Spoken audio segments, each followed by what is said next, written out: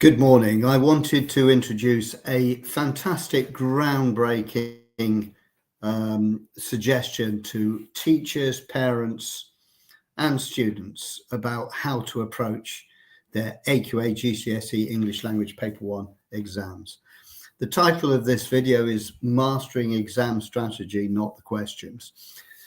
There have been many tutors that spend a lot of time showing how all the students can answer the questions in their exams from question 1 to question 5 in AQA Language Paper 1.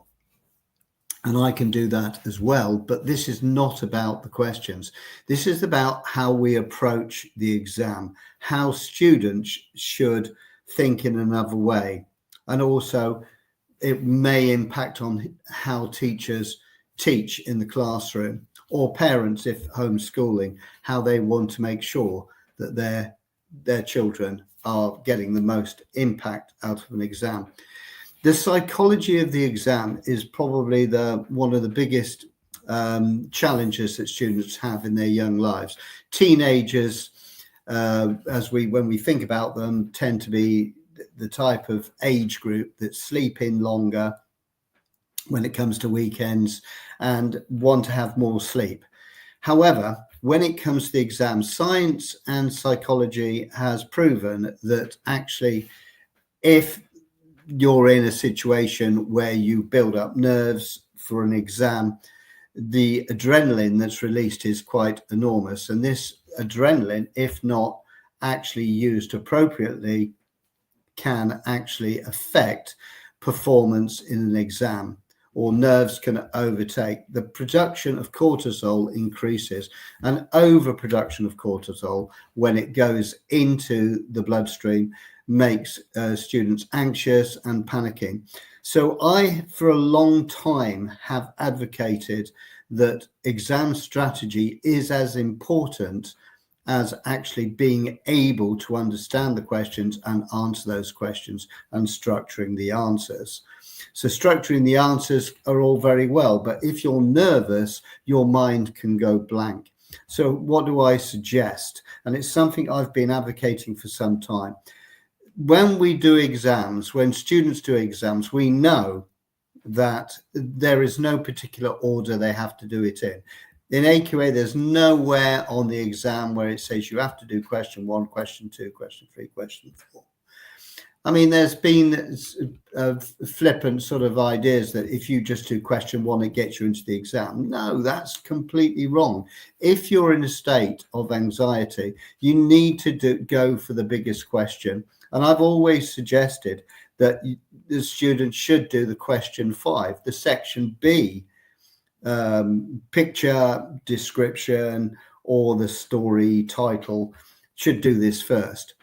It's when you align it with the adrenaline, this actually gives students time to settle down with their anxiety. It's like a sport. I mean, I've always used analogies with sport because of my own sporting background in sort of sports like tennis. When I've played in tournaments and things, building up and getting on that court, no matter how confident you are in yourself, when it comes to the real thing, nerves come in and the adrenaline starts going up. And you have to learn to manage that. As soon as you start hitting the first ball, you start to relax and start to settle back into what you've planned. Now, a strategy in GCSE English, it should be done as well. Students should plan the way they're going to approach their exam. They should work into it slowly and not panic. And question 5 means that you can actually answer the question without having to dive into the resource and the source. It means you can actually get into the question and start flowing, planning and writing and getting over that adrenaline surge. Adrenaline is best used on the highest questions. Let's be honest, we want to get the best marks. And question 5 is a 40-mark question. It's 50% of the exam. And it's just amazes me that students go for a question 1 at the beginning when they're in this high adrenaline. What happens in reverse is if you do a question 1 and think you're going to get 4 marks in the bag, that is not important. That is not important. That is not important at all. The most important thing is to think, do you want to get 2 out of 4, or do you want to get 20 out of 40 in the question 5? The important thing is, if you look at the scoring and the marks, 20 out of 40 is only 50%.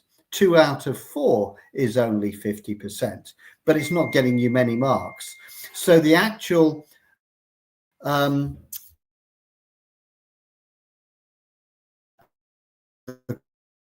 question 5, well, you want to get something like a 30 out of 4. Time and as time goes, it makes utter sense. And I've kind of worked on this for years, and I'm going to show you just elements of the actual resource that I can show you on here, to show you what's in a resource that I've produced that will help you show the science and what you should be doing with your exam strategy. And the exam strategy is very, very important. Planning for it, training for it, and refining it. And it doesn't mean that you ignore how to structure answers, but this is a different element to the exam. It's been proven that over 40% of students underperform in exams because of nerves and anxiety. So that is an area that needs to be tackled as well. How do we go into an exam confident? Anyway, let me just try and share up what I have got. So let me just share a screen. Hold on a minute. Right. So this is an actual resource that I have put together. And when you look at the resource, you will find it has lots of layers to it. It actually goes on to here. And if I work through it here, you will see an introduction where I talk about what this resource is about and how it can be used. And this is that thing, the Yerkes-Dawson law, is actual arousal and performance. And it's been associated with students across the world doing their exams. So that is that link there. Now, how do you use this? Go to the introduction, and then you will look at all the elements that are involved using high adrenaline, early energy on the highest value question, and talks about the psychological basis of this, the application, the advantage, and how allowing initial anxiety to settle during a longer task. So these are the actual details here. There's also a graph on here when you go in reverse order where your adrenaline and arousal is at its highest, and you want it to be at the beginning of the exam. Your energy levels will take you through the exam. You do not want to be doing a big question at the end. That's when you are physically and mentally getting tired. There's then the breakdown of all this, the psychology, the science and psychology principle here, and what happens and what the implication is when you're actually doing the exam.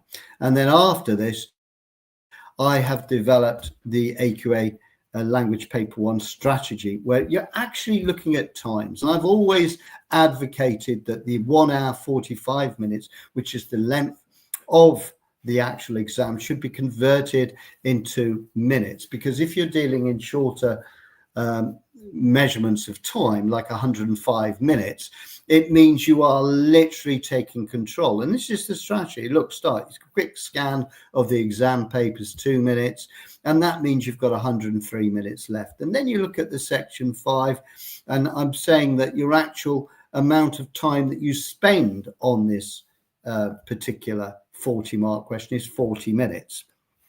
Deduct that and you're left with 63 minutes. Now, when you've done a long question 5, you can then relax into reading. And in the actual cover page of GCSE English Language Paper 1, it talks about the examiner saying you have 15 minutes reading time. Well, don't think that reading time is actually wasting time. Reading time is absolutely crucial. And when you think you've just done the question 5 and you've again now go and read the whole of the source, you then can then read it again in light of question 4, which is 20 marks. So within the time that you've done question 5 and you've done the reading, you are now going to approach the question 4 to the extent that you agree or disagree with a statement.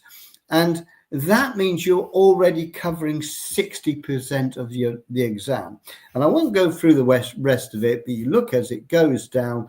If you stick to this strategy here, you actually end up, I've put it sort of in a conservative figure of 7 minutes, but in fact, you probably can have 11 minutes or less, much more time to check your work and to go through the final elements. So that is the resource, but this short resource is a groundbreaking element of what we do in this particular thing.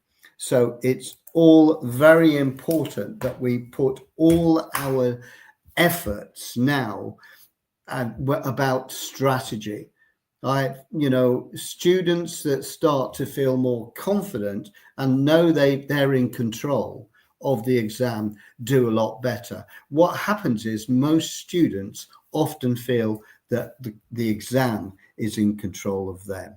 Anyway, at the end of this resource, and this you have other ways of finding strategy. You don't have to do it the exact order that I'm doing in, but let's be honest, if you can start building your sort of impetus on the biggest mark questions at the time when you're most awake, that's when you're likely to do well in the exam. And a lot of the students I've had that I tutor, I've used this strategy and they've come out with the top grades, the top band grades, because they have taken control of the exam. Anyway, at the end of this YouTube, there is a place that you can go and purchase the resource, and it's in my shop now. So do go to it and start thinking about the importance of strategy.